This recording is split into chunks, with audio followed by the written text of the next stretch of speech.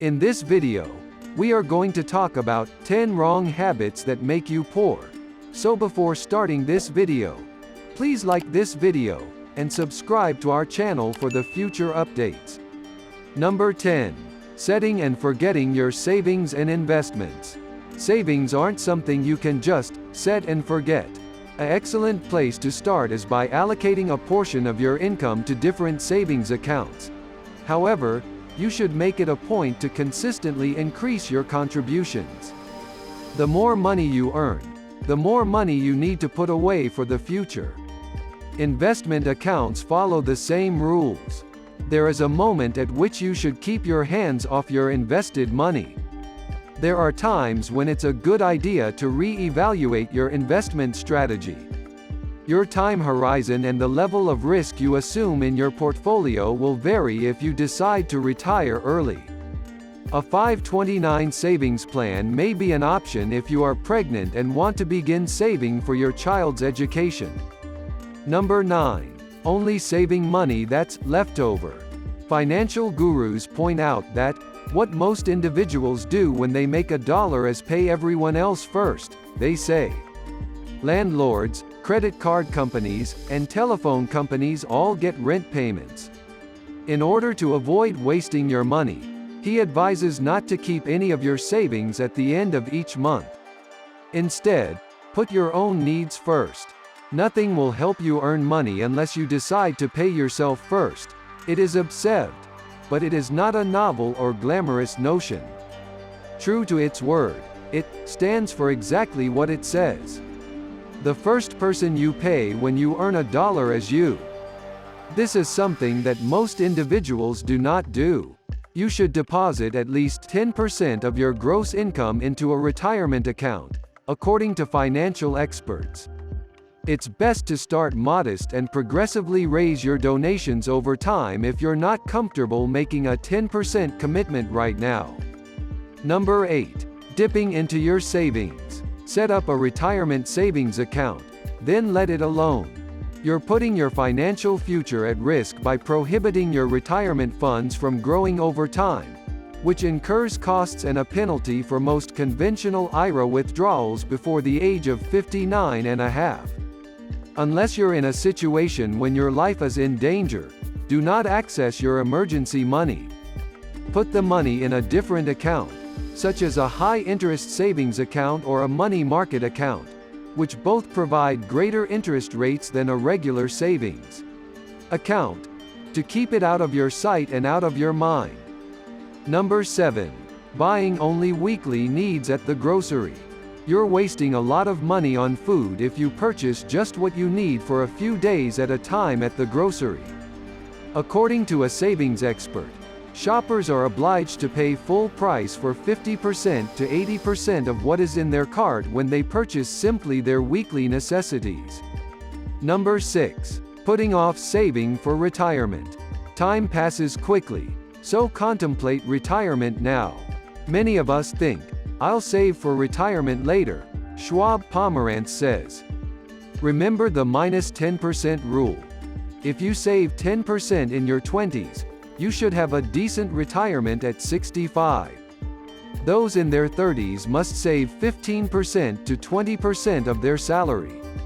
In your 40s, save 30%. Enrolling in your employer's 401k plan is a straightforward method to create money over time. As a 401k may not be enough to finance your future, consider a Roth IRA, Standard IRA, or health savings account. Number 5. Spending mindlessly. It's easy to spend blindly, whether booking an Uber or buying gum in line. That money might be saved or invested in a retirement account. Certified financial experts believe everyone can save for the future. In 2017, adopt a more attentive spending habit. Consider your weekly costs. Go to the ATM and withdraw enough cash to cover the week. It'll reveal needless expenditure. If you're not ready to eliminate your credit cards, check your spending to see where you may save. Number 4. Using an out-of-network ATM. Out-of-network ATMs cost a record $4.57. These fees, which pile up over time, are unnecessary. Don't use an ATM without your bank's branding.